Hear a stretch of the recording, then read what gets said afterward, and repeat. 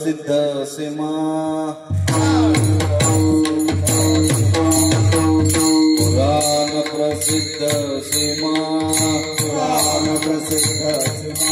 नामकारक महिमा नामकारक महिमा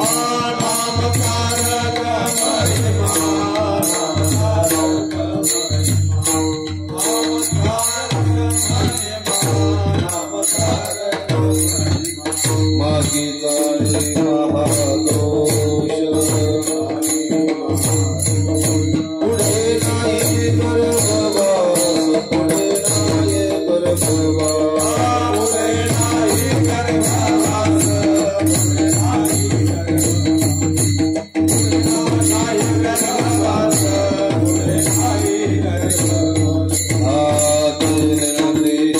शास्त्रे वंद्य केले नाम मात्रे वंद्य केले नाम मात्रे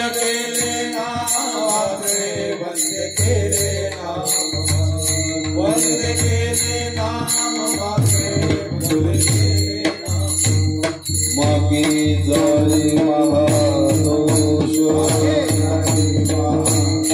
पुढे नाही गर्भवास पुढे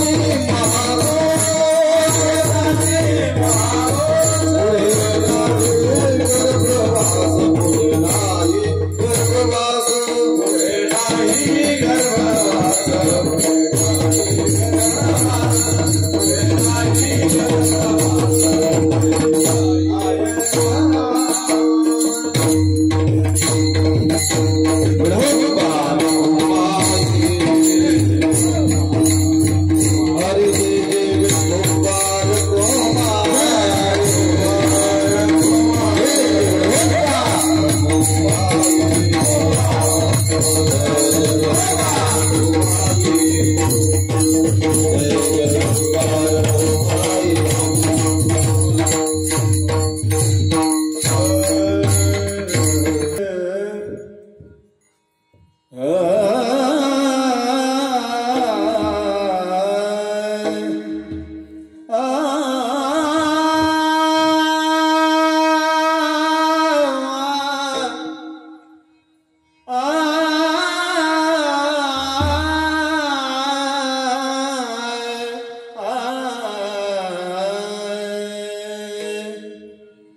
पुराण प्रसिद्ध सेवा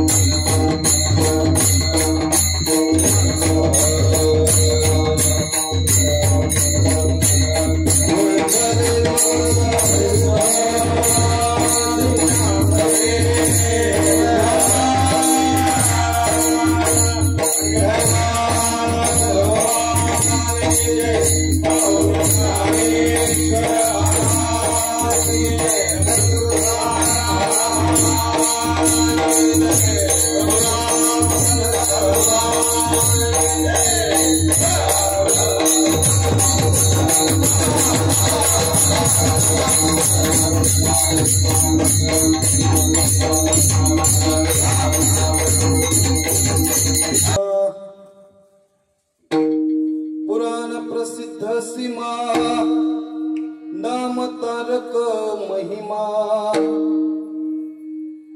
मागे जाळे महादोष पुढे नाही गर्भवास जे निंदिले शास्त्रे वंद्य झाले नाम मात्रे मागे जाळे महादोष पुढे नाही गर्भवास तुका म्हणे ऐसा त्रिभुवनी नाम ठसा मागे जाळे महादोष पुढे नाही गर्भवास महायोग पीठे तटे भीमरथम परमुंडरीकाय दातुं मुनीन्द्रैः समागत्य तिष्ठन्तमानन्दकन्दं परब्रह्मलिङ्गं भजे पाण्डुरङ्गम् लोकाभिरामं रणरङ्गधीरं राजीवनेत्रं रघुवंशनाथं कारुण्यरूपं करुणाकरन्तं श्रीरामचन्द्रं शरणं प्रपद्ये। ओम नमो ज्ञानेश्वरा करुणाकरा दयाळा तुमचा अनुग्रह लाधलो पावन झालो चराचरी। नमो सद्गुरु तुकया ज्ञानदीपा नमो सद्गुरु सच्चिदानंद रूपा नमो सद्गुरु भक्त कल्याण मूर्ती नमो सद्गुरु भास्करा पूर्ण कीर्ती मस्तक हे पाया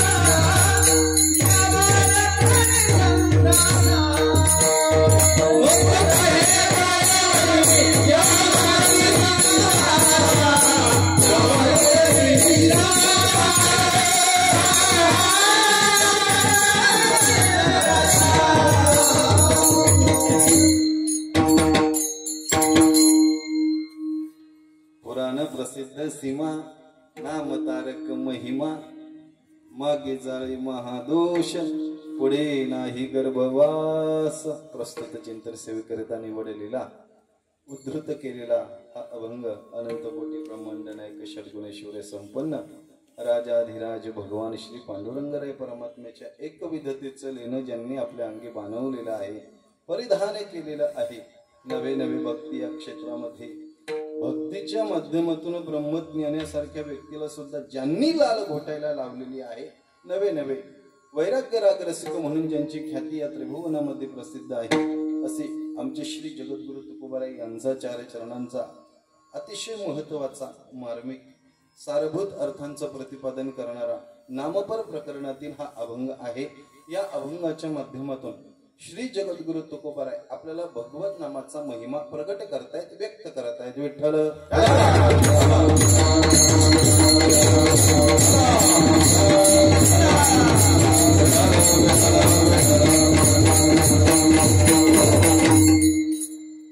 भगवान परमात्म्याच्या नामाचा महिमा प्रकट करत असताना तुकोबारांनी या ठिकाणी आपल्याला काही उदाहरणं दिलेली आहेत. उदाहरणं देत असताना ती उदाहरणं पुराणातील दिलेली आहेत असं तुकोबारांचं या ठिकाणी स्पष्टपणे मत आहे. तुकोबाराय आपल्याशी संवाद करत असताना बोलत आहेत. पुराण प्रसिद्ध सीमा नाम तारक महिमा. पुराणात प्रसिद्ध असणारी ही सीमा आहे, नाम मर्यादा आहे. काय मर्यादा आहे पुराणामध्ये जरा आम्हाला सांग ना तुकोबाराय. असा ज्या वेळेस तुकोबारांना साधकांकडून म्हणा आपल्याकडून म्हणा असा प्रश्न जातोय त्यावेळेस तुकोबाराय म्हणतात नाम तारक महिमा. भगवान परमात्म्याचं नाम हे तारक आहे. हे मी तुम्हाला सांगत नाही, हे पुराणाने तुम्हाला सांगितलेलं आहे असं तुकोबाराय त्या ठिकाणी बोलत आहेत, संवाद करत आहेत. चला पुढे नाम तारक महिमा असं सांगितल्याच्या नंतर तुकोबाराय बोलतायत या ठिकाणी मागे जाळी महादोष. मागे जाळी महादोष पुढे नाही गर्भवास. हे मी नाही सांगत तर हे कोण सांगतंय? पुराण सांगतंय बरं का. चला पुढं जे निंदिले शास्त्रे वंद्य झाले नाम मात्रे. हे सुद्धा पुराणानेच सांगितलेलं आहे. तुका म्हणे ऐसा त्रिभुवनी नाम ठसा. भगवान परमात्म्याच्या नामाचा ठसा हा त्रिभुवनामध्ये उमटलेला आहे. हे मी नाही सांगत तर हे सगळं तुम्हाला जर कोणी सांगितलं असेल तर ते फक्त पुराणाने सांगितलेलं आहे. आता त्या ठिकाणी साधकाने तुकोबाराने एक प्रश्न नेमका केलेला आहे. तुकोबाराय तुम्ही आम्हाला सांगताय की हे सगळं काही पुराणाने सांगितलेलं आहे. ठीक आहे, आम्हाला मान्य आहे की हे सगळं पुराणाने सांगितलेलं आहे. कोणत्या पुराणाने सांगितले आहेत ते तरी जरा सांगा ना. विठ्ठल विठ्ठल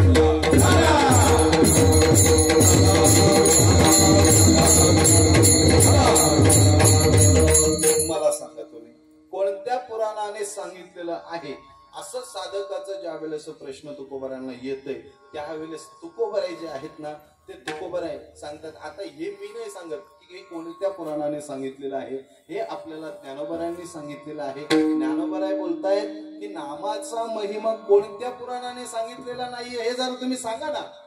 ज्ञानोबारांनी आपल्याशी संवाद करत असताना ज्ञानोबारांनी याचं उत्तर दिलेलं आहे. तुकोबाराय बोलले, तुकोबारायांच्या प्रश्नाला प्रश्न तुकोबाराय बोलले. तुकोबाराय बोलल्याच्या नंतर साधकाचा प्रश्न आहे. साधकाच्या समाधानाकरिता तुकोबाराय ज्ञानोबाची बाजू आपल्या समोर मांडतायत. आता ती कशी मांडतायत त्याचा विचार आपल्याला या ठिकाणी करायचा आहे. विठ्ठल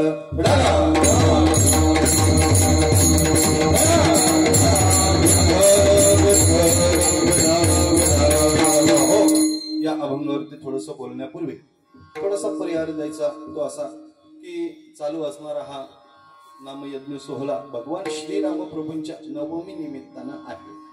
मला वाटतं साधारण 1964 पासून हा नामसप्ताह चालू झालेला आहे.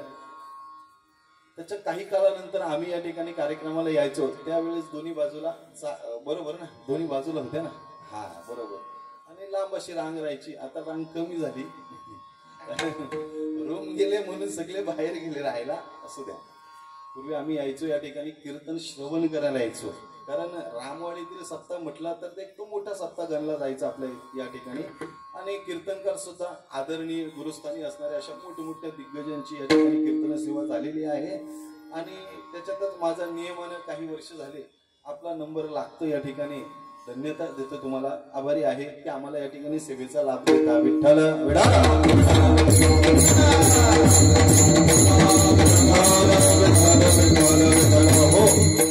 भगवान श्रीरामप्रभूंच्या नवमी निमित्तानं हा या ठिकाणी नामसप्ताह होत. नवमी म्हणजे भगवान श्रीरामप्रभू नवमीला अवताराला आले म्हणून अवतार दिनानिमित्ताने या ठिकाणी हा नामसप्ताह होतोय. अवतार म्हटला की योनीशी कोणत्याही प्रकारचा संबंध येत नाही. आपल्याला शास्त्रकर्त्यांनी सांगून ठेवलेलं आहे 4 प्रकारच्या जरी योनी असतील तरी कोणत्याही प्रकारच्या योनीशी भगवान परमात्म्याचा संबंध आलेला नाही. मग कोणत्या तरी योनीशी संबंध यावा लागतो त्यावेळेसच त्याला जन्म असं म्हटलं जाते किंवा अवतार असं सुद्धा म्हटलं जाते. ज्याला ज्याला या मनुष्य देहाला यायचं आहे त्याला त्याला योनीचा संबंध घ्यावाच लागतो. योनीचा संबंध नाही त्याला जन्म नाही, त्याला अवतार नाही. विठ्ठल विठ्ठल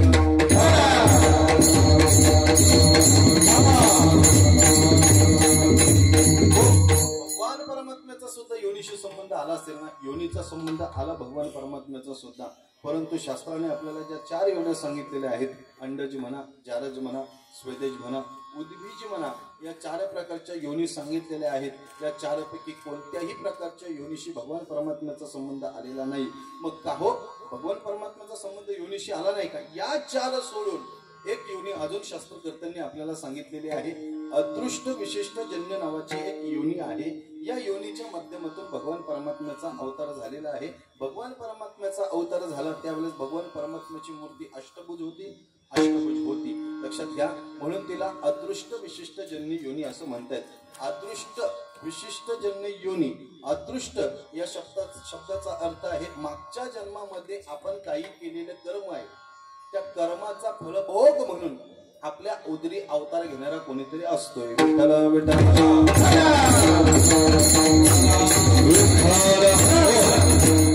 अजून एक अदृष्ट शब्दाचा अर्थ पुण्य असं सुद्धा केलेला आहे। कौसल्या व दशरथ राजा यांच्या मागच्या जन्मीचं जरा काहीतरी पुण्य बघा। त्यांनी म्हणतात खूप अशी साधना केली होती, साधनेच्या माध्यमातून त्यांच्या उदरी भगवान परमात्मा अवताराला आलेले आहेत।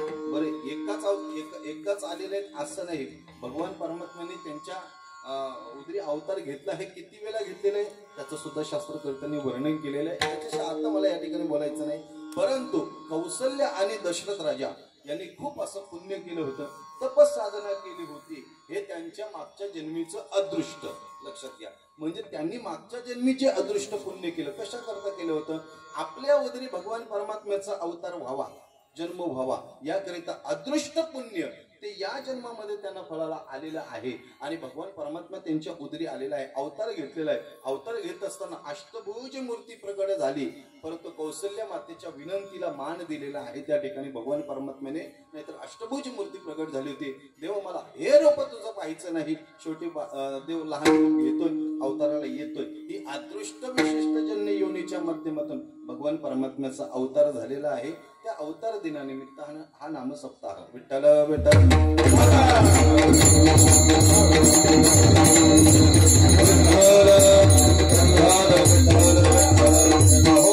नवमी आहे आणि नवमीचं वर्णन करत असताना, रामनवमीचं वर्णन करत असताना असं एका ठिकाणी सांगितलेलं आहे, संत वाङ्मयामध्ये सांगितलेलं आहे असं मला म्हणावं लागेल। हा आपल्या जीवनामध्ये आलेला एक काय आहे? पर्व आहे, बरोबर? पर्व सांगितलेला आहे ना, तसे 5 पर्व सांगितलेले आहेत आपल्याला। त्या 5 पैकी एक पर्व हा सुद्धा आहे। पर्व विशेष भागवत धर्मी, नृसिंह जयंती रामनवमी, वामन जयंती जन्माष्टमी, उत्तम उत्तम महाशिवरात्री। विठ्ठल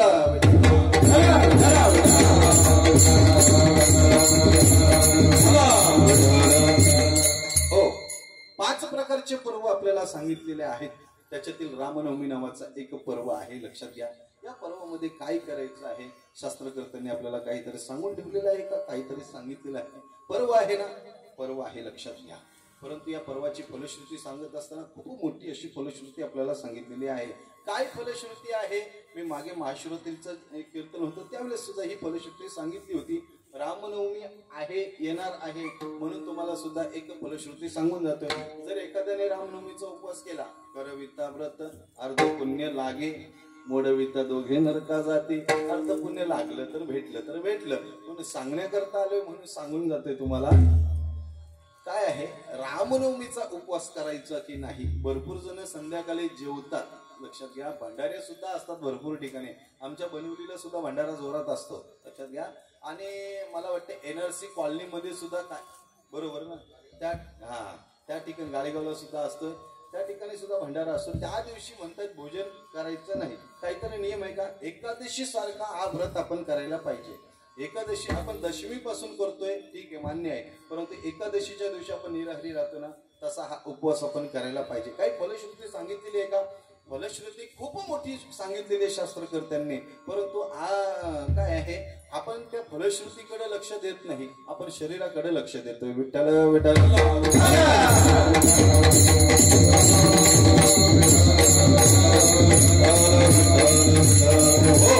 रामनवमीची फलश्रुती सांगत असताना पहिल्यांदा एकादशीची फलश्रुती आपल्याला सांगितलेली आहे। एकादशीचा व्रत कसा करायचा? दशमी व्रताचा प्रारंभ, चला एक भुक्त राहायचं, एकादशी निराहारी राहायची, दुसऱ्या दिवशी सकाळी द्वादशीला पारणं सोडायचं, असा एकादशीचा उपवास सांगितलेला आहे. एकादशीचा असा उपवास केला तर काय फलश्रुती आहे शास्त्रकर्त्यांनी आपल्याला सांगून ठेवलेली आहे. प्रयाग नावाचं एक क्षेत्र आहे. या प्रयाग नावाच्या क्षेत्रामध्ये उजव्या पायाच्या अंगठ्यावर, लक्षात घ्या, उजव्या पायाच्या अंगठ्यावर उभं राहून जी तपसाधना एखादा साधू महात्मा 4 कल्प करतोय, त्या तपसाधनेचं पुण्य आपल्याला एका एकादशीने प्राप्त होते. मग ती एकादशी आपण कशी करायला पाहिजे? 4 कल्प म्हणजे किती हो? 71 महायुग म्हणजे 1 कल्प आपल्याला सांगितलेला आहे. बाबांनो, आपल्या चौकड्यांचा विचार नंतर करा तुम्ही, लक्षात घ्या. एवढी फलश्रुती आपल्याला खूप मोठी सांगितलेली आहे. मग ती एकादशी आपण कशी करायला पाहिजे? आणि अशा 18,000 एकादशींची फलश्रुती आपल्याला रामनवमीने प्राप्त होते, महाशिवरात्रीने प्राप्त होते. मग रामनवमीचा उपवास कसा करायचा? बकरीच्या भाकरी खाऊन करायचा का? नाही. साबुदाण्याची खिचडी खायची का? नाही नाही नाही नाही. सार प्यायचा का? काही नाही हो. फक्त देवाचं नामस्मरण, विठ्ठल विठ्ठल.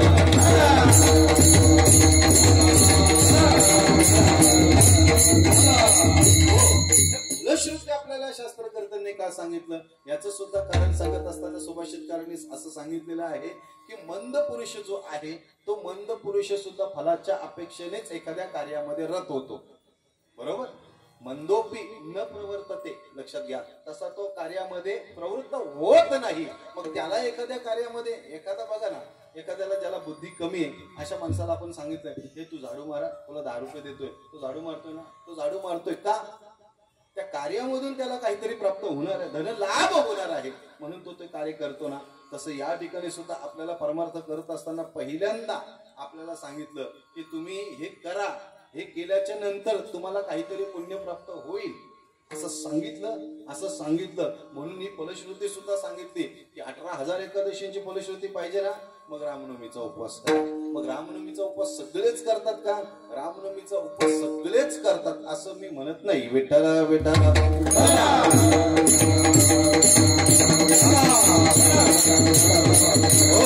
परंतु सप्ताहामध्ये कीर्तन ऐकणारे जे आहेत त्या ऐकणाऱ्यांनी तरी तो रामनवमीचा उपवास करायला पाहिजे. ते करायला लागले की त्यांनी दुसऱ्याला सांगायचं की तू सुद्धा कर. त्याने तिसऱ्याला सांगायचं. आता मी पिक्चरचं नाव सांगत नाही तुम्हाला. विठ्ठल विठ्ठल.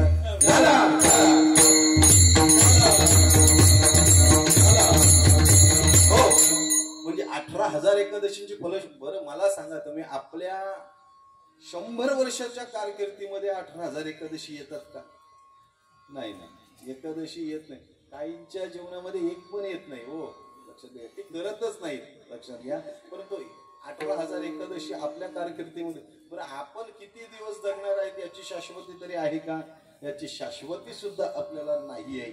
म्हणून जे आपल्याला लाभलेलं आहे ते लाभल्याच्या नंतर आपल्याला जे कार्य करायचंय ते कार्य पूर्णत्वाला आपल्याला आणायचंय. म्हणून 18,000 एकादशींची फलश्रुती आपल्याला प्राप्त होणार आहे.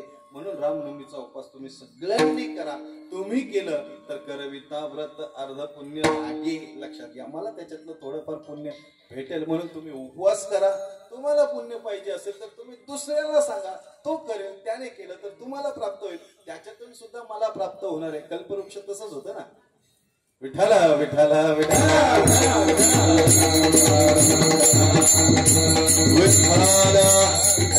हा रामनवमीचा उपवास आपण सर्वांनी करावा ही आपल्या सर्वांच्या चरणावर विनंती आहे. आता मी माझ्या अभंगाला सुरुवात करतोय.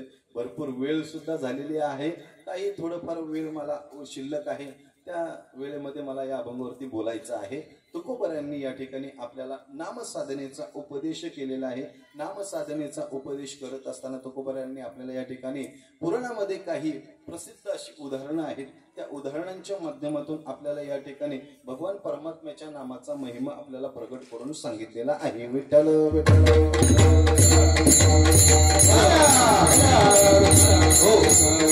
तुकोबरायांना साधकाचा प्रश्न आहे. कोणता प्रश्न आहे? कोणत्या पुराणामध्ये सांगितलेलं आहे जरा तुम्ही मला सांगा.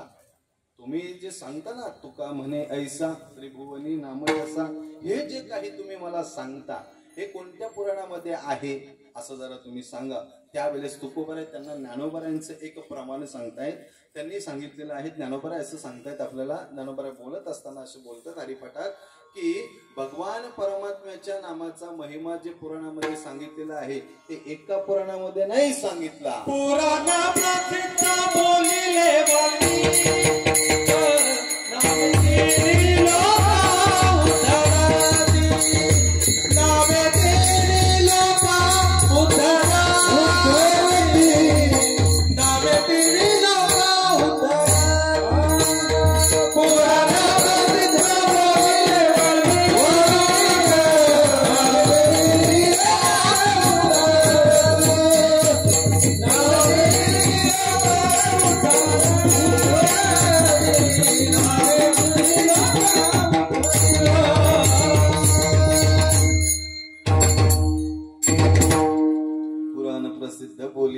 धार्मिक नामे तिन्ही लोक उद्धरती. माझा प्रश्न असा आहे, कोणत्या पुराणामध्ये सांगितलं नाही सांगा ना? सगळ्या पुराणामध्ये भगवान परमात्म्याच्या नामाचा महिमा प्रगट केलेला आहे. एकाच पुराणामध्ये भगवान परमात्म्याच्या नामाचा महिमा प्रगट केलेला आहे असं नाही. म्हणून तुकोबरायांनी या ठिकाणी शब्द रचना करत असताना असं सांगितलेलं आहे, पुराण प्रसिद्ध सीमा. पुराणात प्रसिद्ध असणारी ही सीमा आहे. एका पुराणाचं नाव घेतलं नाही. गरुड पुराणामध्ये ही प्रसिद्ध असणारी ही सीमा आहे असं नाही सांगितलं. वामन पुराणामध्ये प्रसिद्ध आहे असं सुद्धा नाही सांगितलं. भागवत नावाच्या महापुराणामध्ये ही प्रसिद्ध असणारी ही सीमा आहे असं सुद्धा नाही सांगितलं. मग सगळ्या पुराणांनी भगवान परमात्मा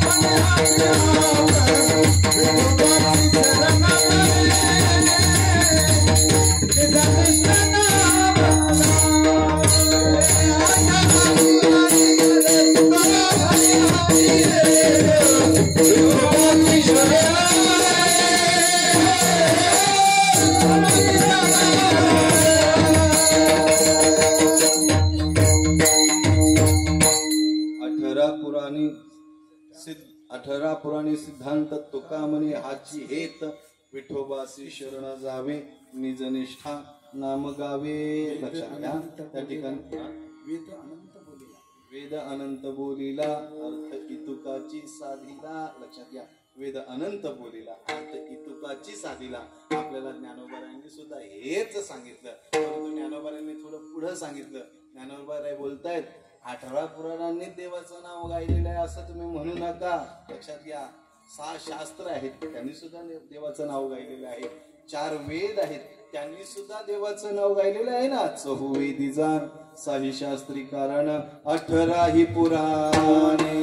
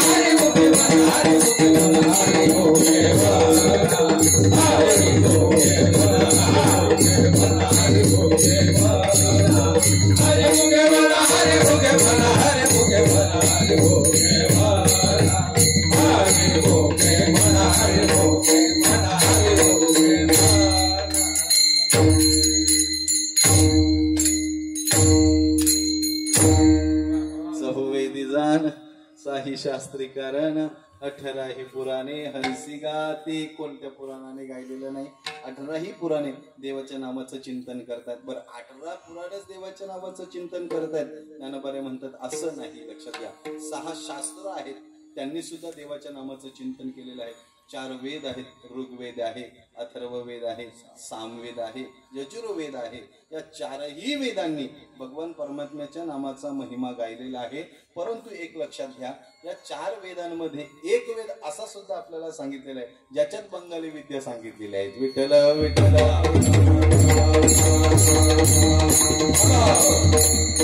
भगवान परमात्म्याने 3 वेदाला आपली विभूती सांगितली. विभूती योग जो आहे गीतेमध्ये अर्जुनाला उपदेश करत असताना त्यावेळेस कोणकोणती विभूती माझी आहे हे सांगत असताना 3 वेदांची विभूती सांगितली. मात्र अथर्व वेदाचं नाव घेत असताना त्या ठिकाणी अथर्व वेद माझी विभूती आहे, तो वेद आहे असं भगवान परमात्मा बोलतायत. तो वेद आहे, मान्य आहे, परंतु ती माझी विभूती नाही. लक्षात घ्या. विठ्ठल.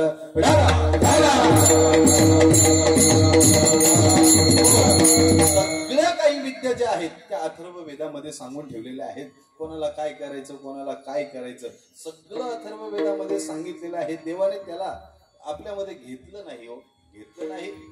देवाचीच उत्पत्ती आहे, परंतु त्याला जरा बाजूला ठेवलेलं आहे. मला काय सांगायचं आहे, हे 4ही वेद झाले, लक्षात घ्या. 6 शास्त्र झाली, 18 पुराणे झाली.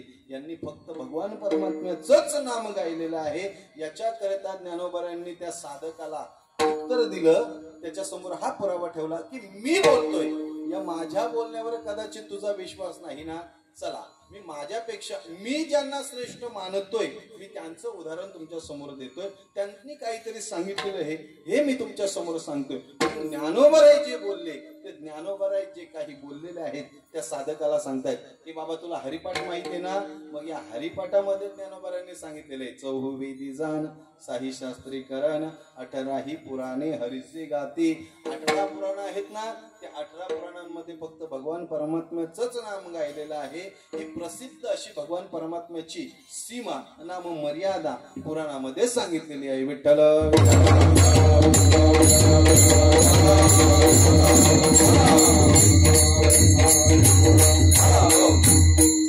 पुराणामध्ये काय सांगितलेलं आहे, भगवान परमात्म्याचं नाम हे तारक आहे. नाम तारक महिमा भगवान परमात्म्याचं नाम तारक आहे, हे पुराणामध्ये सांगितलेलं आहे. मग काहू तुमच्याकडे काही उदाहरण आहे का? भरपूर अशी उदाहरणं भागवत नावाच्या ग्रंथामध्ये आपल्याला सांगितलेले, भागवत नावाच्या पुराणामध्ये भरपूर अशी उदाहरणं आपल्याला सांगून ठेवलेली आहेत. त्याच्यातील प्रसिद्ध उदाहरण, पहिलंच उदाहरण आले. कोणाचं उदाहरण आलेलं आहे? आत्मदेव नावाचा एक ब्राह्मण आहे. भागवत श्रवण करणाऱ्यांना हे माहिती आहे. आत्मदेव एक नावाचा ब्राह्मण आहे. त्याच्या पत्नीचं नाव होतं धुंदुली. लक्षात घ्या, डोळ्यामध्ये धूर भरलेला आहे ना, म्हणून लक्षात घ्या, तिचं नाव आहे धुंदुली. असं हे 2 जण दाम्पत्य आहेत. आत्मदेव ब्राह्मण आहे, ब्राह्मण कर्म करणार आहे, मात्र पत्नी मात्र थोडी विचित्र स्वभावाची आहे. लक्षात घ्या, वाईट कर्म करणारी पत्नी आहे, नको तशी उद्धटपणे बोलणारी त्याची पत्नी आहे.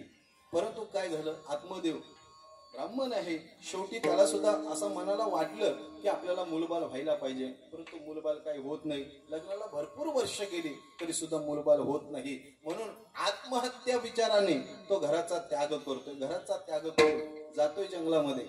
लक्षात घ्या, जंगलामध्ये जातोय, आत्महत्या करणार. तेवढ्या साधू महात्म्याची भेटी झालेली आहे त्याला. साधू महात्म्याची भेटी झाल्याच्या नंतर दोघांमध्ये संवाद झालेला आहे. आता संवाद सांगण्याकरता या ठिकाणी संवाद वाजलेत. आता कसं काय संवाद सांगायचा राव? लक्षात घ्या, संवाद झालेला आहे. वाद होऊ शकतोय टायमावर की तुम्ही एवढ्या लवकर संपवा, आता वेळ झाला तरी बरं, ह्या वाद होऊ शकतोय. आता संवादाची अपेक्षा तुम्ही करू नका. लक्षात घ्या, संवाद झाला. संवाद होत असताना त्या साधू महात्म्याचं दर्शन घेतलं. साधू महात्म्याचं दर्शन घेतल्याच्या नंतर साधू महात्मा बोलतायत, कशाला एवढ्या घनघोर अशा अरण्यामध्ये आलेले आहात? काय कारण म्हणून आलेले आहेत जरा सांगा. सांगत असताना तो म्हणतो, मी आत्महत्या करण्याकरता या घनघोर अशा अरण्यामध्ये आलेलो आहे. घनघोर अशा अरण्यामध्ये आत्महत्या करण्याकरता? अरे काय तुला तिकडे शहरात का नद्या नाहीत का? हा, तिकडेच करायचं ना, काय करायचं ते, इकडे कशाला आला? म्हणून असा वृत्तांत झाला नाही, सांगून जातोय तुम्हाला. परंतु दोघांची चर्चा चालू झाली नंतर मग आत्मदेव म्हणतोय की मला पुत्र नाही, मी निसंतान आहे, भरपूर वर्ष लग्नाला झाली, मुलगा नाही, म्हणून त्याच्यामुळे मी दुःखी आहे. साधू महात्मा बोलतोय की पुत्र नाही, उलट तुला तर आनंदी व्हायला पाहिजे, कारण तुझ्या ठिकाणी कोणत्याही ऋणानुबंध राहत नाही, असं त्या भागवत नावाच्या ग्रंथामध्ये सांगितलं. ज्याला मूलबाल नाही त्याच्या ठिकाणी कोणत्याही प्रकारचं ऋण फेडण्याची गरजच नाही त्याला म्हणतायत. ठीक आहे, परंतु माझं पिंडदान तरी कोणी करायला पाहिजे ना. जे पिंडदान शास्त्रकर्त्याने सांगितलं, मी गेल्याच्या नंतर तरी कोणीतरी पिंडदान करायला पाहिजे ना, म्हणून तरी मला मुलगा पाहिजे या अपेक्षेने. लक्षात घ्या. तर ब्राह्मणजी बोलतायत की पिंडदान करण्याकरता मुलाची काय गरज आहे, हेच पिंड आहे, हेच देवाला समर्पित केलं म्हणजे पिंडदान झालं ना. पदावरी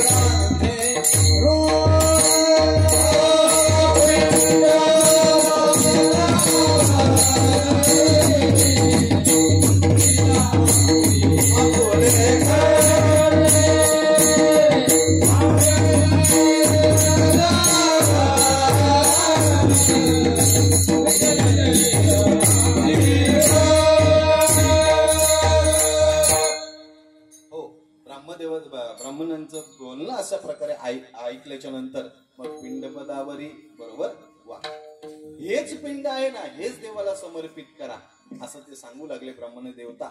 असं सांगत असताना तरी तो म्हणतोय नाही नाही नाही नाही, मला मुलगा पाहिजे. आता मुलगा पाहिजे असं म्हटल्याच्या नंतर शेवटी नाईलाज म्हणून मग त्यांनी सांगितलं, ठीक आहे, हे एक फळ देतोय तुम्हाला, हा आपल्या पत्नीला खायला द्या.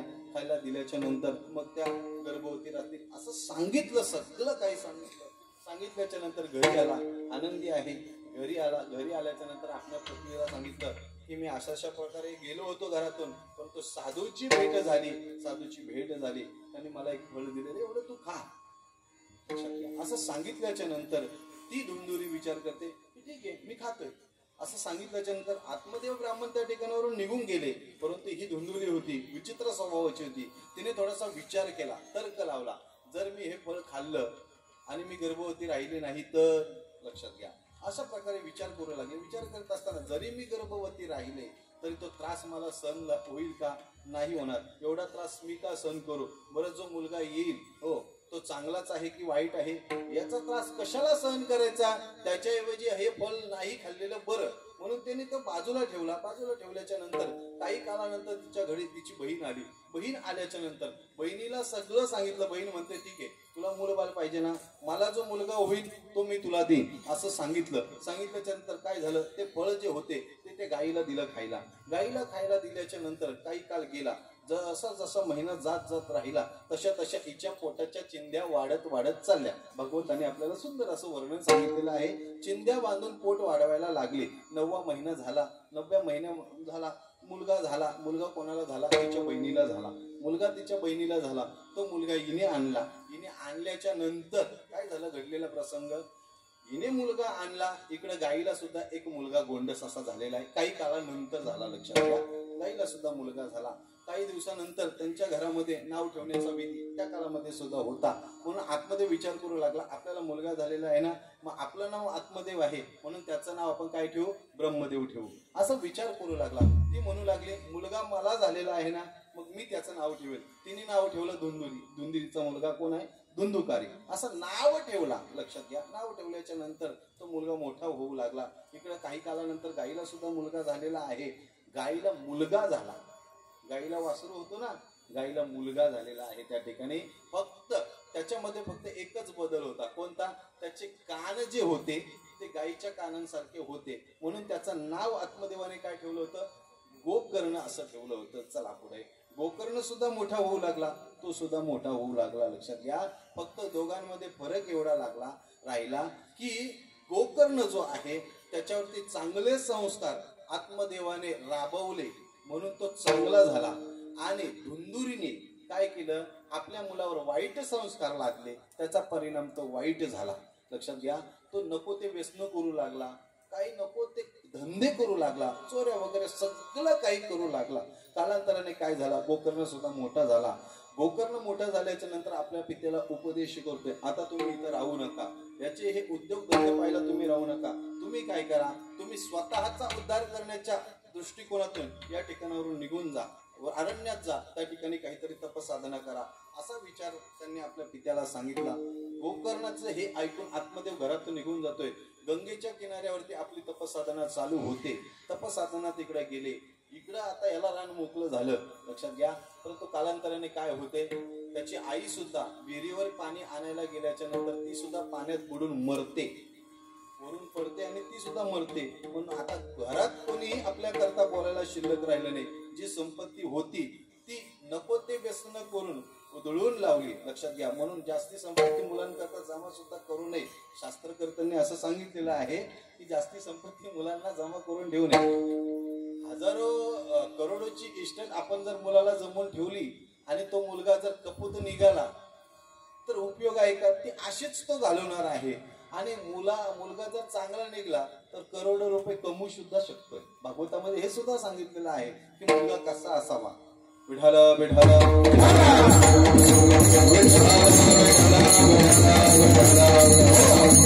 नको ते व्यसन करणारा हा धुंदुकारी एक दिवस काय करतो, राजाच्या राजमहालामध्ये जातोय, चोरी करतोय. चोरी केलेली जी धनसंपत्ती आहे ती आपल्या घरी आणतोय. घरी आणल्याच्या नंतर त्याच्या जोडीला 5 प्रकारच्या वेश्या असतात. त्या वेश्या काय विचार करतात, याने राजाच्या राजमहालामध्ये जाऊन चोरी केलेली आहे, म्हणून याला राजाचे राजकारभारामध्ये जे काम करणारे जे मंत्री वगैरे आहेत ते याला पकडून नेणारच आहेत. मग याला त्यांनी पकडून नेण्याच्या ऐवजी आपणच याची विल्हेवाट लावली तर काही हरकत नाही. जेवढी काही संपत्ती होती तेवढी याच्याकडून घेतली आणि याला रात्री बांधलं. बांधल्याच्या नंतर याच्या तोंडामध्ये काय टाकले, इंगळ टाकले ना, इंगळ टाकले. भागवताने हे सुद्धा आपल्याला सांगून ठेवले, इंगळ टाकले आणि त्याच ठिकाणी रात्रीच त्याच घरामध्ये याला गाडून टाकलं, मारला आणि गाडला. चला संपलं. संपल्याच्या नंतर काही काळानंतर काय झालं, गोकर्णाला हे माहिती झालं आपल्या भावाच्या अशा प्रकारे हत्या झालेली आहे. म्हणून त्याने गया नावाच्या क्षेत्रामध्ये जाऊन पिंडदान केलं. पिंडदान मात्र त्याला पोचलेलं नाहीये. चला पुढं. म्हणून तो गोकर्णाला त्रास देऊ लागला. मात्र गोकर्ण हा हरिभक्त होता, गायत्री मंत्राचा जप करणारा हा गोकर्ण होता. म्हणून त्या गोकर्णाला भूतबाधा कोणत्याही प्रकारची होत नव्हती. व त्याचा भाऊ जो होता तो त्याच्याशी संवाद करण्याचा प्रयत्न करत होता. एक दिवशी रात्री त्याने धुंदुकारीने त्यांच्याशी संवाद केला. संवाद करत असताना असं सांगितलं, तुम्ही जे पिंडदान केलेलं आहे त्याच्याने माझा उद्धार झाला नाही. का उद्धार झाला नाही, याचं कारण आहे मी अनाचारी आहे. लक्षात घ्या, दुष्ट प्रवृत्तीचा होतो म्हणून माझा उद्धार झाला नाही, माझा उद्धार करा असं सांगितलं. म्हणून गोकर्णाने भरपूर जणांना विचारलं की याचा उद्धार कसा होईल, परंतु समाधानपूर्वक असं उत्तर कोणाकडून आलेलं नाही. शेवटी सूर्योदयाला सूर्यनारायणाची उपासना करणारा हा गोकर्ण सूर्यदेवाला विचारतोय की याने जे कर्म केले होते वाईट त्याचे साक्षीदार कोण आहात, तुम्ही आहात. कारण दिवसा जे कर्म होतात त्याचा साक्षीदार सूर्यनारायण असतो. तो बघतोय कोण कोण काय काय कर्म करतोय आणि रात्रीचे कर्म जे होत आहेत त्याला चंद्र आहेच साक्षी. लक्षात घ्या, म्हणून तुम्ही दोघेही साक्षी आहात, त्याच्यातील सूर्यनारायण तुम्ही साक्षी आहात. म्हणून याच्यासाठी उपाय काय करू असं विचारल्याच्या नंतर सूर्यनारायणाने सांगितलं, काही नाही, फक्त भागवत नावाची एक कथा करा. भागवत नावाची 7 दिवसाची कथा झाली म्हणजे याचा उद्धार होईल असं सांगितल्याच्या नंतर मग यांनी काय केली, 7 दिवसांची कथा केली. कथेच्या माध्यमातून या गोकर्णाचा उद्धार झाला. कथेच्या माध्यमातून गोकर्णाचा उद्धार होत असताना भागवतकारांनी असं सांगितलेलं आहे की या गोकर्णाच्या कंठाला मधुर ध्वनी प्राप्त झाला होता. म्हणून हा गोकर्ण काय करायचा, नित्य नेमाने भजन करायचा. त्या ठिकाणी कथा चालू झाली. ही कथा संपल्याच्या नंतर मग याचं भजन चालू राहायचं. रात्रभर हा भजन करायचा. परिणाम काय झाला, त्या भजनाच्या माध्यमातून, त्या कथेच्या माध्यमातून या धुंदुकारीचा उद्धार झाला. मला तुम्हाला एवढंच सांगायचं आहे, गोकर्ण जे भजन करत होता त्या भजनाच्या माध्यमातून धुंदुकारीचा उद्धार झाला. विठ्ठल विठ्ठल. कोणतं भजन करत होता, कोणत्या देवाचं भजन करत होता, त्याच्या आराध्याचं तो भजन करत होता. लक्षात घ्या, नारायण नारायणाचा जप करत होता. आता नारायण नारायण नामाचा जप हा आजामेलाच्या जीवनामध्ये सुद्धा आलेला आहे. लक्षात घ्या, आजामेला हा पूर्वीच्या जन्मात म्हणजे मागच्या जन्मात कोण होता, एक हठयोगी होता. हठयोगी होता आणि त्याने जिच्या बरोबर लग्न केलं होतं ती गणिका मागच्या जन्मातील एक साध्वी होती असं सांगितलेलं आहे. लक्षात घ्या, दोघांचा मागच्या जन्मीचा हा इतिहास आहे की दोघेही मागच्या जन्मातील साधू आहेत, दोघेही साधू आहेत. मग दोघेही जर साधू आहेत तर मग या योनीमध्ये तो नको ते कृत्य करणारा ब्राह्मण झाला आणि ही गणिका कशी झाली, तर याचा पूर्व इतिहास, पूर्व पेटिका अशी सांगते. काय आहे, हा हठयोगी आहे म्हणून हा थंडीच्या दिवसांमध्ये बर्फाल प्रदेशामध्ये, लक्षात घ्या, ज्या ठिकाणी बर्फ पडतोय त्या प्रदेशामध्ये अंगावरती कोणत्याही प्रकारचा कपडा नाही, निर्वस्त्र अशा अवस्थेमध्ये साधना करू लागला. हठयोगी आहे, त्याने एक मुद्रा लावली, त्या मुद्रेमध्ये तो साधना करतोय. आता त्याची साधना ही या गणिकेने पाहिली. मागच्या जन्मातील ही साध्वी होती, त्याच ठिकाणी ती बाजूला राहायची म्हणून तिने पाहिलं. तिला वाटलं याच्या अंगावर काहीतरी पांघरायला द्यावं. आता याला पांघरायला देण्याकरता हिच्याकडे काहीच नव्हतं म्हणून काय केलं हिने, ही स्वतः जाऊन त्याच्या अंगाला अशी हे झाली का, तर यानं थंडी वाजू नये म्हणून. हे असं झालं, करवी काय पुण्य करिता होय पाप, अशा प्रकारचं हा उदाहरण आहे. ती गेली पुण्यकर्म करायला, परंतु परिणाम काय झाला, परिणाम असा झाला की तो हठयोगी असल्यामुळे अंगाला स्पर्श झाल्याबरोबर तो उठला, जागा झाला, साधनेतून बाहेर आला. साधनेतून बाहेर आल्याच्या नंतर त्याने कोणत्याही प्रकारचा विचार न करता तू या ठिकाणी वासना रूपी अंतकरणामध्ये भाव घेऊन माझ्या जवळ आलेली आहेस ना, जा, पुढच्या जन्मामध्ये तू गणिका होशील, असा तिला शाप दिला. ती म्हणू लागली, कोणत्याही प्रकारचा विचार न करता, माझ्याशी संवाद न करता तुम्ही जर मला शाप दिलेला आहे तर हे चुकीचं आहे ब्राह्मणदेव, म्हणून हे चुकीचं कृत्य केलेलं आहे ना, मग तुम्ही सुद्धा कोण व्हाल. त्यांनी सुद्धा तो शाप दिला. तो शब्द मला या ठिकाणी सांगायचा नाही. विठ्ठल विठ्ठल. हो, परिणाम काय झाला, आता या जन्मामध्ये तो अजामेळ आहे, ती गणिका झालेली आहे.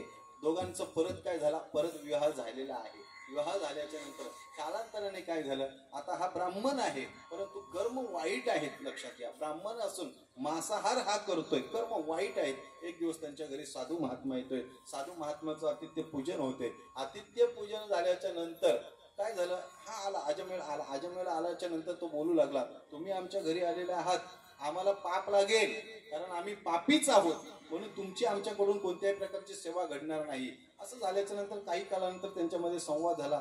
संवाद झाल्याच्या नंतर त्या साधूने ओळखलं, जाणलं की मागच्या जन्मातील दोघी साधू आहेत. म्हणून अजामेलाला विचार करू लागला, याला काहीतरी उपाय सांगायला पाहिजे. तू नामसाधना करू शकतोस का. तो म्हणतो मी नामसाधना करणार नाही.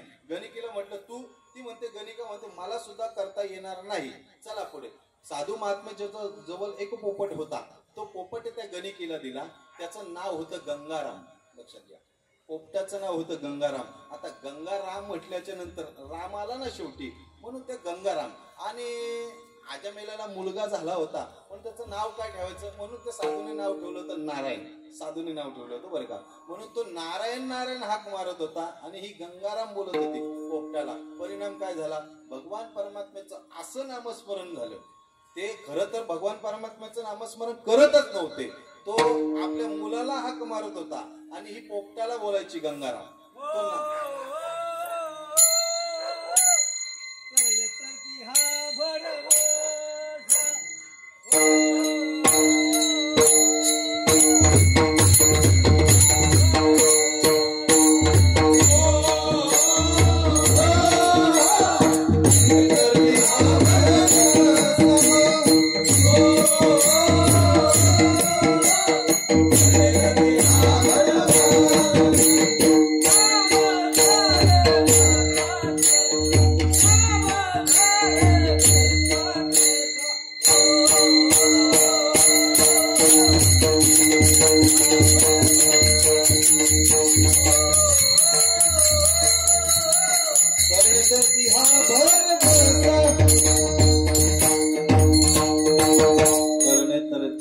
भरवसा नामधारकाचा ठसा तरणे तरती हा भरवसा नामधारकाचा ठसा।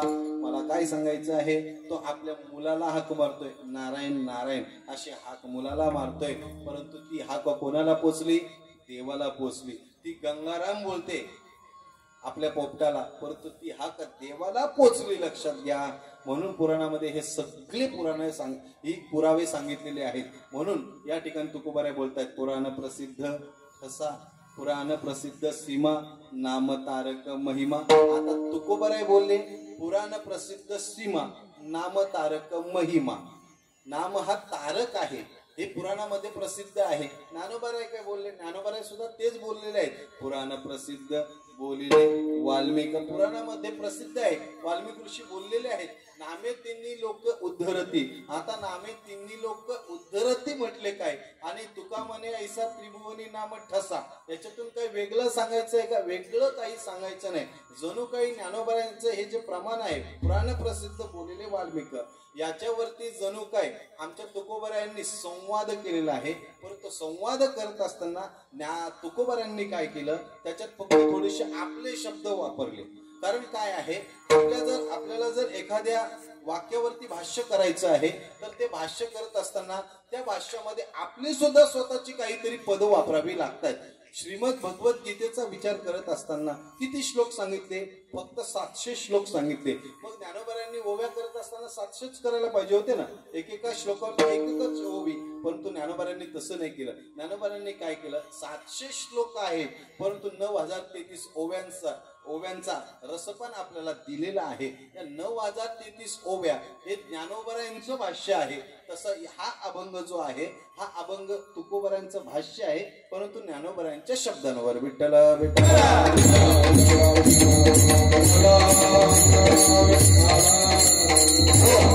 प्रसिद्ध सीमा, नाम तारक महिमा। भगवान परमात्म्याचं नाम तारक आहे, हे पुराणामध्ये अनेक ठिकाणी सांगितलेलं आहे। बरं, हे तारकच आहे असं तुम्ही म्हणू नका, तर याचं कार्य काय आहे ते दुसऱ्या चरणामध्ये सांगितलेलं आहे। महादोष मगजाळी महादोष,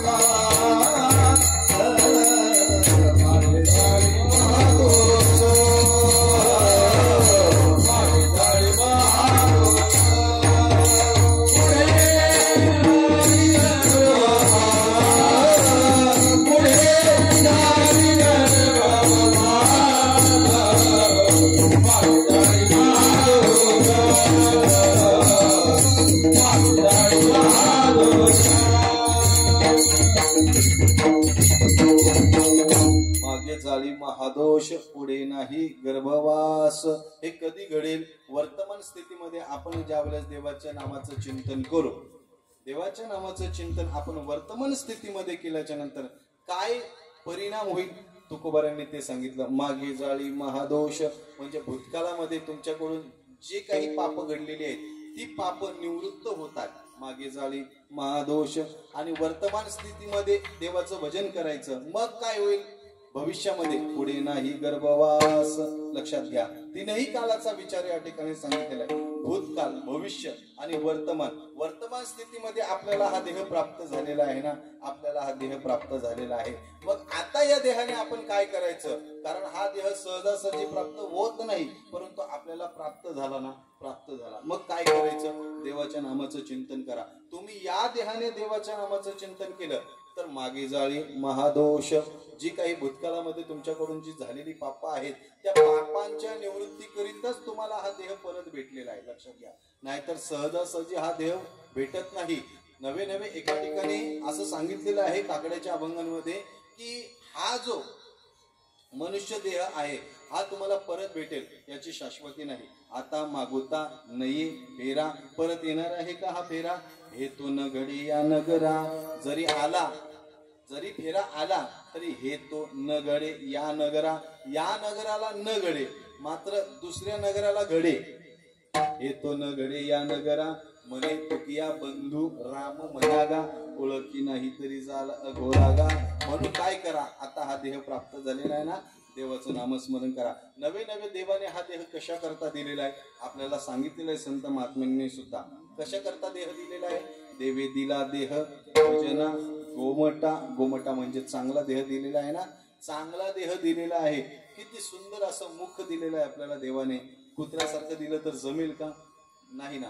तो नारद जे काय झालंय, एक दिवस नारदाचं उदाहरण आपल्याला सर्वांना माहिती आहे. तो म्हटला की मला हरीसारखं मुख पाहिजे, मला हरीसारखं मुख पाहिजे. आता हरी आणि हरी या दोन शब्दांमध्ये थोडासा फरक सांगितलेला आहे. हरी आणि हरी, आपण ज्या देवाचं नामस्मरण करतोय त्याला हरी असं म्हणतायत. हरी आणि हरी या शब्दाचा एक अर्थ करत असताना माकड सुद्धा असं सांगितलं ना, हरी दीर्घ झाली, मला दीर्घ झाली की मग माकड असं म्हणतात. आणि पहिली वेलांटी आली की ते देवाचं नाम आहे हरी. आणि हरी थोडं लांबवलं तर ते माकडासारखं सांगितलेलं आहे की त्याला माकड असं म्हणतायत. तो म्हणू लागला नारद की मला देवा हरीसारखं मुख पाहिजे, हरी हरी हरीसारखं मला मुख पाहिजे. हरी असं नाही म्हटलं, मला हरी सारखं मुख पाहिजे. देव म्हटलं तथास्तु, तुला तसं पाहिजे ना, मी तसंच देतोय. देवाने त्याला तसं माकडाचं मुख दिलं. लक्षात घ्या, माकडाचं मुख दिल्याच्या नंतर स्वयंवरामध्ये आलेला हा नारद आहे, स्वयंवरामध्ये आलेला आहे. सगळे हसू लागले, सगळे हसतात. काय कारण म्हणून हसतायत म्हणून त्याने विचारलं. विचारल्याच्या नंतर जरा तुम्ही आरसा बघा अशी प्रतिक्रिया व्यक्त झाल्याच्या नंतर तो स्वतःचा चेहरा बघतोय. स्वतःचा चेहरा बघितल्याच्या नंतर त्याला खूप वाईट वाटतंय. खूप वाईट वाटल्याच्या नंतर तो देवाला विचारतो, देवा का रे असं केलंस?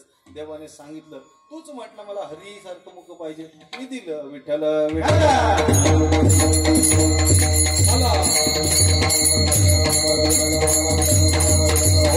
म्हणून पहिली वेलांटी, दुसरी वेलांटी, रस्व दीर्घ याचा विचार आपण करायला पाहिजे. कारण तो थोडा जरी रस्व आणि दीर्घ झाला तरी सुद्धा असं सांगितलेलं आहे मंत्रचलित थोडा थोडा. लक्षात घ्या, म्हणजे आपण ज्या मंत्राचं उच्चारण करतोय, आता जेवताना सहजरित्या आपण एक मंत्र बोलतोय, हरे राम राम राम हरे हरे, हरे कृष्ण.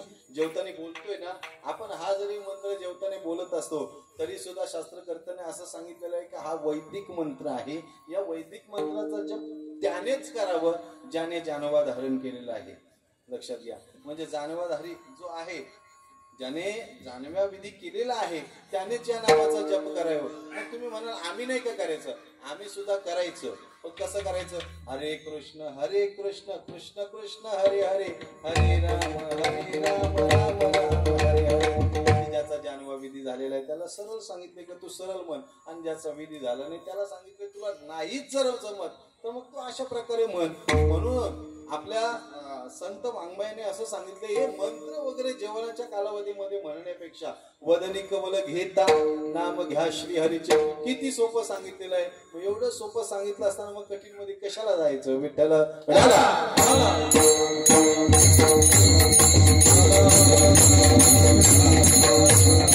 मला काय सांगायचंय, देवाने हा देह आपल्याला कशा करता दिलेला आहे? दिवे दिला देह भजना गोमटा, किती सुंदर दिलेला आहे मुख, कमल मुख राम भजन को दिया. हो, कशा करता दिलेला आहे? भजना करता दिलेला आहे ना. 3.5 हाताचाच देह आहे प्रत्येकाचा. कशा करता दिलेला आहे? भजना करता दिलेला आहे बरं का. औट हात का मानव देह कशा करता दिलेला आहे? भजना करता दिलेला आहे ना. भजोरे मन नारायण, फक्त देवाचं नामस्मरण करण्याकरता दिलेलं आहे. म्हणून या देहाने आपण नामस्मरण करायचं. या देहाने तुम्ही आता नामस्मरण केलं वर्तमान स्थितीमध्ये तर काय होईल?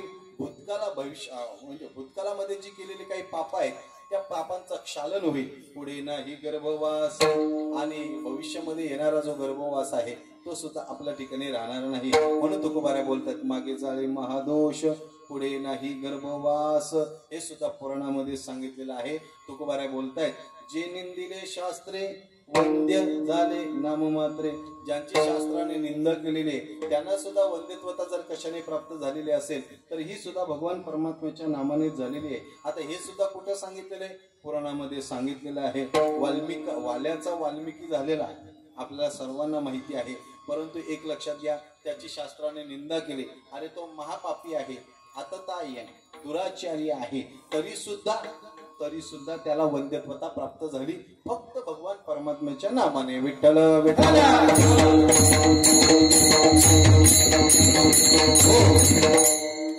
काय केलं त्याने? जास्त काही केलं नाही. साधू महात्म्याची भेटी झाली. साधू महात्म्याचा त्याला उपदेश ऐकून घरी गेला. घरी गेल्याच्या नंतर त्याला दुःखाची जाणीव झाली. घरून आल्याच्या नंतर परमार्थाची जननी लगेच त्या ठिकाणी झालेली आहे. काय घडलेला प्रसंग असा सांगतायत की वाल्या आतताई आहे, पाप करणारा आहे, जंगलामध्ये घनघोर अरण्यामध्ये तो राहतोय. येणारे जाणारे जे वाटे सुरू आहेत त्यांना तो लुटण्याचं फक्त काम करत होता. त्यांच्याकडे जे काही धन आहे ते घ्यायचा, नाही दिलं तर त्यांना मारायचा सुद्धा, असा हा वाल्याचा नियम आहे. नियम असणारा हा वाल्या काय करतोय? एक दिवशी त्याला नारद महर्षींची भेट झालेली आहे. नारद महर्षींची भेट झाली. नारद महर्षींना बघतोय. नारद महर्षींना पाहिल्याच्या नंतर त्याच्या मनामध्ये असं वाटलं की अरे वा, सुंदर पुरुष दिसतोय, चांगला आहे, हो, गळ्यामध्ये काहीतरी आहे, हातामध्ये सुद्धा काहीतरी आहे, नक्की याच्याकडे थोडस आपल्याला धन भेटेल या अपेक्षेने नारद महर्षींना तो थांबवतोय. नारद महर्षींना बोलतोय तुमच्याकडे काय जे आहे ते मला द्या. मला त्या म्हटल्याच्या नंतर नारद महर्षी बोलू लागले माझ्याकडे वीणा आहे आणि चिपुळे आहेत, तुला काय पाहिजे ते सांग. तो म्हणतो याच्या व्यतिरिक्त तुमच्याकडे जे धन आहे ते मला दे. तो म्हणतो माझ्याजवळ कोणत्याही प्रकारचं धन नाही, कारण आमच्याजवळ जे धन आहे ते तुझ्या कामाचं नाही आणि ते तू धन स्वीकारू शकत नाही. हो, त्याच्यासाठी तुकोबाऱ्या पुरावा देतात. आम्हा घरी धन, बरोबर, हो, आमच्याकडे हे धन आहे, तुला ते पाहिजे का? तो म्हणतोय मला ते नको, मी त्याच्यापासून निर्धन आहे, मला हे धन पाहिजे. अशा अपेक्षेने तू नारद महर्षींशी संवाद करू लागला.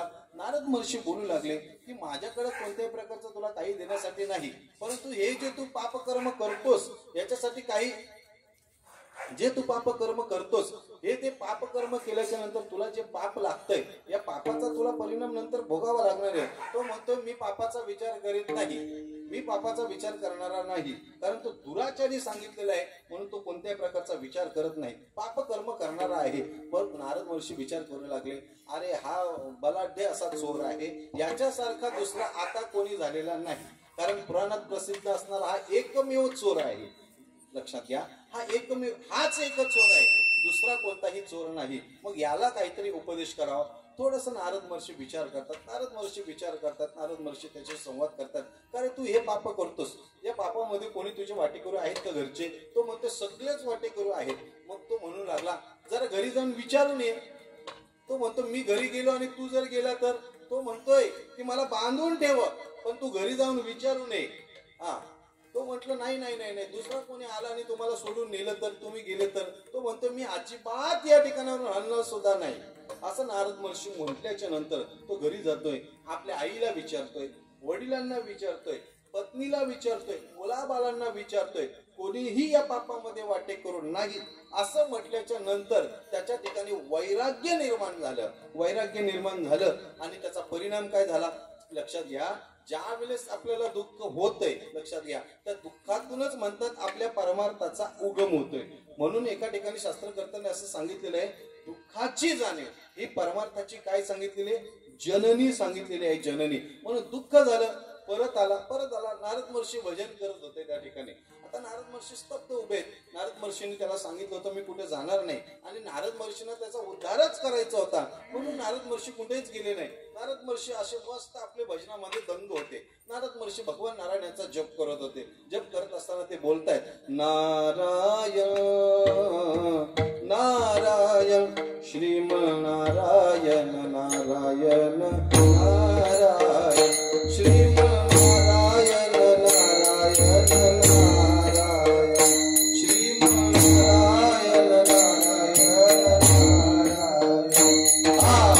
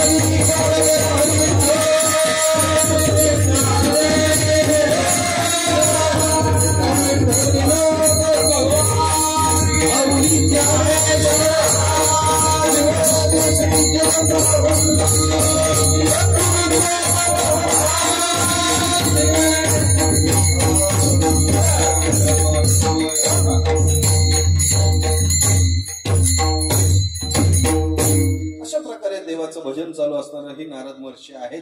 नारद महर्षी देवाचं भजन करतात. वाल्या आल्याच्या नंतर नारद महर्षीचा आणि त्याचा संवाद झाला.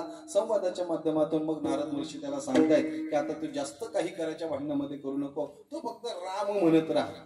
लक्षात घ्या, तो म्हटला की मला राम म्हणता येणार नाही, मला मारा म्हणता येतोय, असं तो म्हटला. ठीक आहे, तू मारा मारा म्हण किंवा मारा मारा म्हण, पण तू राम म्हण, कारण मारा मारा म्हटल्यानंतर सुद्धा रामाचाच उच्चार होणार आहे हे नारद महर्षींना माहिती होतं. म्हणून त्याला तशा प्रकारे सांगितलं की तू उलट बोल तरी चालेल.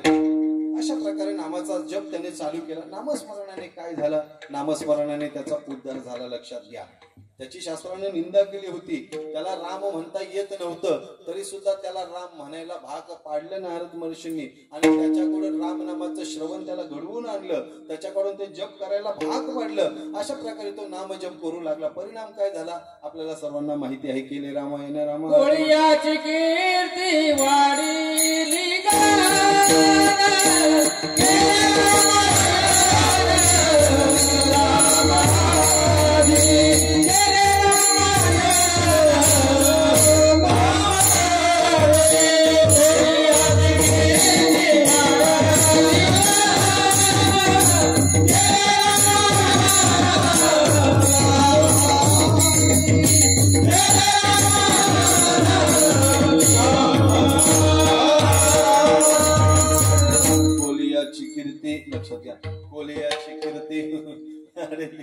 केले रामायण रामादि.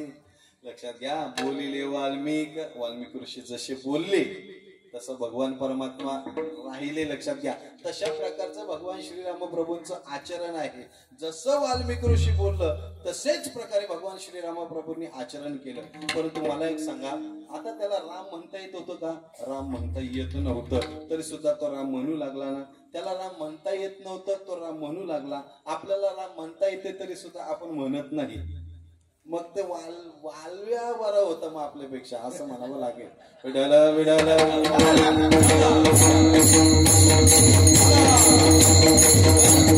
म्हणायला काही त्रास आहे का? काही त्रास नाही. लक्षात घ्या, राम सरळ शब्द आहे. राम राम दोन्ही अक्षरे सुलभ. किती सांगितले, सोपे सांगितलेले आहेत ना, सोपी सांगितलेले आहेत. मला काय सांगायचं आहे, या ठिकाणी ज्यांची शास्त्राने निंदा केली होती, वाल्याची निंदा केली होती, मात्र वंद्यत्वता जर त्याला कशाने प्राप्त झाली, ती भगवान परमात्म्याच्या नामाने त्याला ही वंद्यत्वता प्राप्त झालेली आहे. अशा प्रकारे त्यांनी नामस्मरण केलं, हे सुद्धा पुराणामध्ये सांगितलं. अजून काय पुराणामध्ये सांगितलेलं आहे? शेवटचं चरण, तुका म्हणे ऐसा तुका म्हणे ऐसा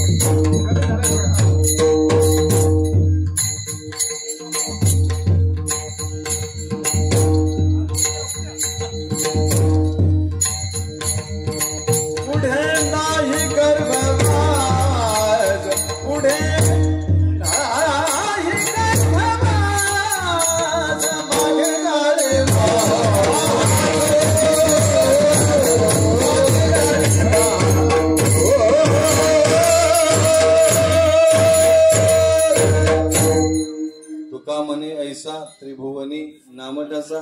या त्रिभुवनामध्ये भगवान परमात्म्याच्याच नामाचा ठसा आहे, दुसरं काहीही या त्रिभुवनामध्ये नाही।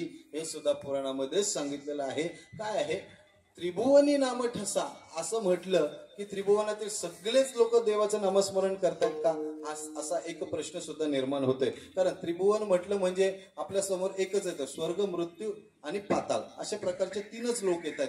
मग या तीनही लोकांमध्ये देवाच्या नामाचा ठसा उमटलेला आहे का, देवाच्या नामाचा ठसा हा त्रिभुवनामध्ये उमटलेला आहे का, असा ज्यावेळेस प्रश्न निर्माण होतोय त्यावेळेस आपल्या समोर एक स्वर्ग नावाचा लोक येतोय. त्या स्वर्गामध्ये देवाच्या नामाशिवाय इतरत्र बाकी सगळं काही आहे, परंतु देवाचं नाम नाही. मग त्यांना नामस्मरण करायचं असेल तर मग त्यांना या ठिकाणी यावं लागतंय.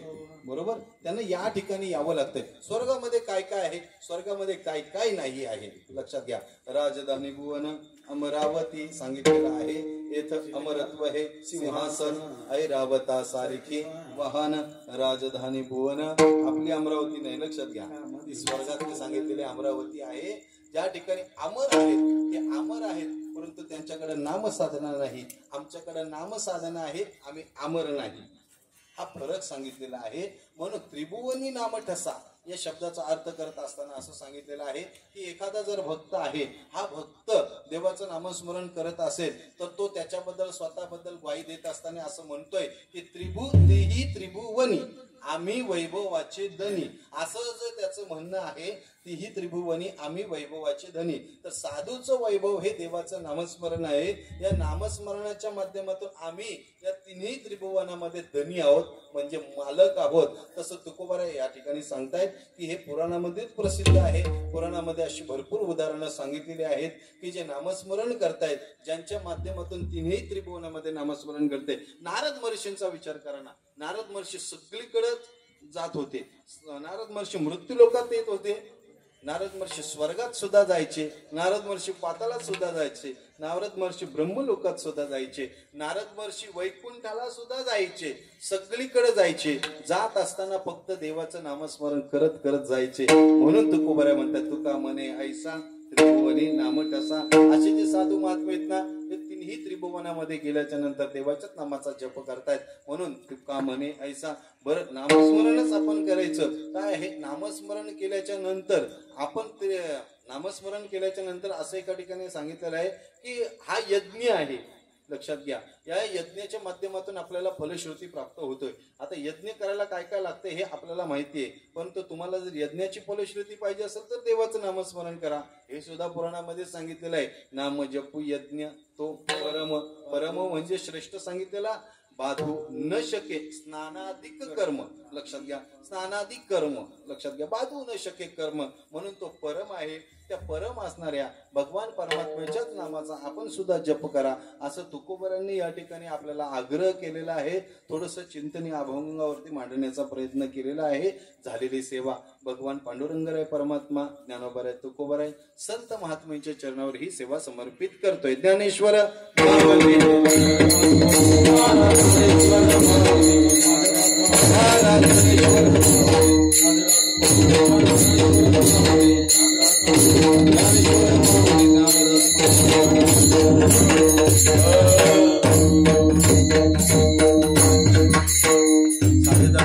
वाजून गेलेले आहेत. नियोजित आपली जी वेळ होती ती भरपूर कालावधी आधीच निघून गेलेली आहे. म्हणून जसे जमेल तसं धावत्या वेळेमध्ये धावत्या प्रकारचं चिंतन आपल्या समोर मांडण्याचा प्रयत्न केलेला आहे. या ठिकाणी भगवान श्री रामप्रभूंच्या चरणावर ही सेवा समर्पित करतोय. फक्त माझी एवढीच एक विनंती आहे आपल्याला की रामनवमीचा उपवास सगळ्यांनीच करा. विठ्ठल जय जय.